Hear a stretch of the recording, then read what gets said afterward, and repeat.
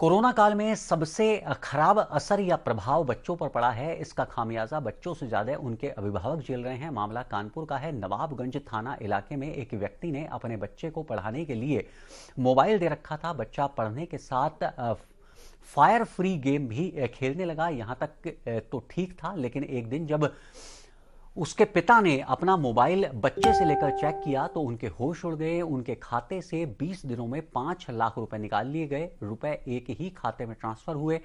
पीड़ित ने तुरंत इसकी शिकायत साइबर सेल में की। पुलिस आयुक्त आनंद प्रकाश तिवारी ने कहा है कि जिस खाते में पैसे ट्रांसफर हुए हैं उसे फ्रीज कर दिया गया है और जल्द ही आरोपी को गिरफ्तार कर लिया जाएगा।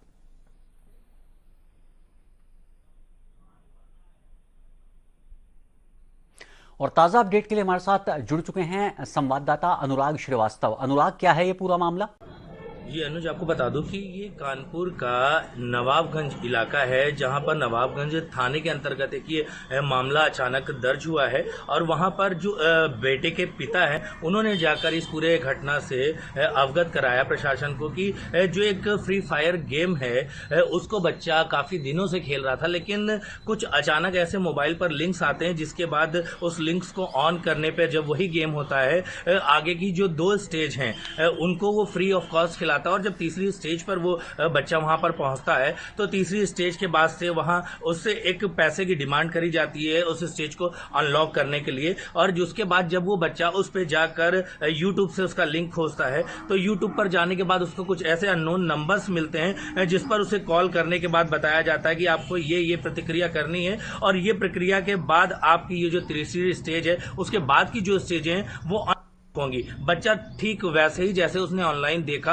वैसे ही सब कुछ किया, लेकिन दुर्भाग्य रहा कि उस वक्त जो पहला ट्रांजैक्शन था वो केवल 750 रुपए ही अकाउंट से कटा।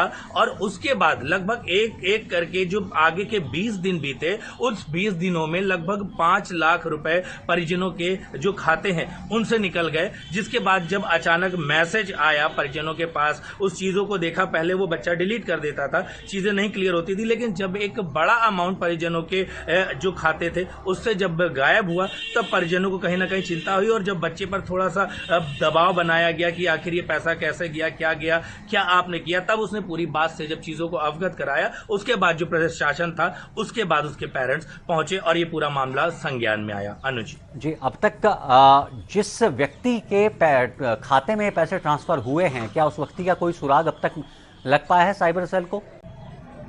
जी अनुज, आपको बताना चाहूंगा कि पूरा जो मामला है कानपुर कमिश्नरी में आते ही काफी एक्टिव यहाँ का प्रशासन है, उसने बहुत एक्टिवनेस से इस पूरे केस को हैंडल किया।